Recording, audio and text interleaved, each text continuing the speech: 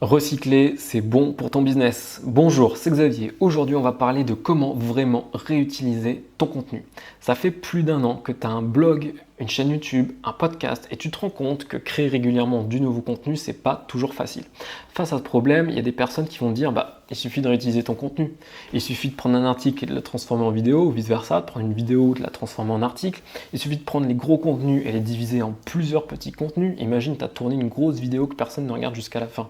Il suffit de prendre cette vidéo, de la diviser en plusieurs petites vidéos que tu vas poster de façon régulière. Par exemple, une petite vidéo par jour.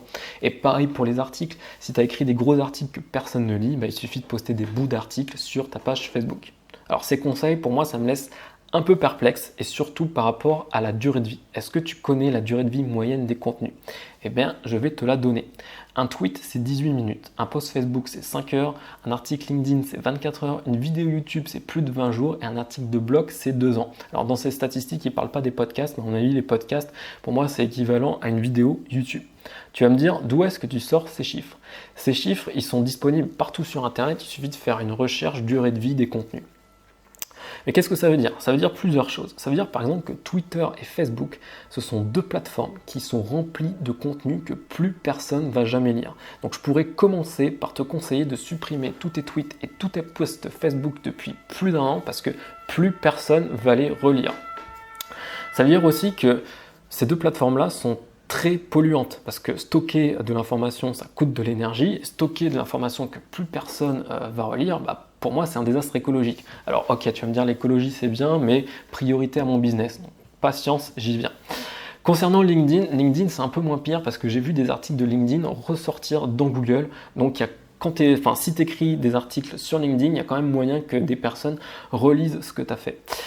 Et concernant YouTube et avoir un blog, on se rend compte qu'en fait, sur le long terme, c'est ce qui est de plus rentable. Parce que certes, il y a des personnes qui gagnent bien leur vie avec Facebook, en faisant des posts Facebook, en faisant de la publicité Facebook. Sauf que Facebook, c'est un flux. Et quand tu arrêtes de poster, tu disparais complètement. C'est pour ça qu'il faut être toujours en permanence. Alors que si tu as des vidéos, si tu fais des vidéos YouTube, tu peux apparaître dans les suggestions. Il y a toujours moyen que tu ressortes. Et si tu as un blog et tu le références bien, tu peux rester des années positionné et donc avoir du trafic comme ça en masse. C'est pour ça que moi, je me concentre essentiellement sur la chaîne YouTube et sur le blog parce que je sais que sur le long terme, c'est ce qui est le plus rentable. Alors, je m'éloigne un peu du sujet parce qu'à la base, on parlait de réutiliser son sujet, mais j'y viens.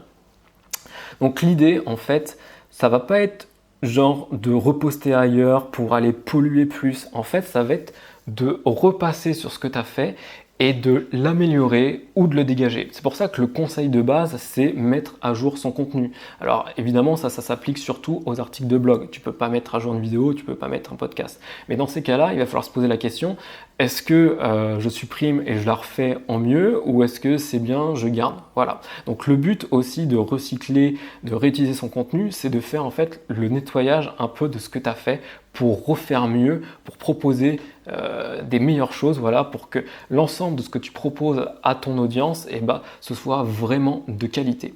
Et pour ça, il y a toute une méthode, et cette méthode-là, je l'ai envoyée gratuitement aux personnes qui sont inscrites à la newsletter. Donc si tu n'es pas encore inscrit à la newsletter, inscris-toi, le lien est dans la description, comme ça tu recevras gratuitement les autres informations. Mais si ce sujet t'intéresse et que tu veux vraiment savoir comment vraiment recycler ton contenu, comment le réutiliser, tu peux acheter le PDF que j'ai fait pour le prix d'un sandwich bio à Paris. Le lien est dans la description, donc si ça t'intéresse, achète-le tout de suite parce que c'est pas sûr que ça reste à ce prix-là vu que c'est vraiment pas cher.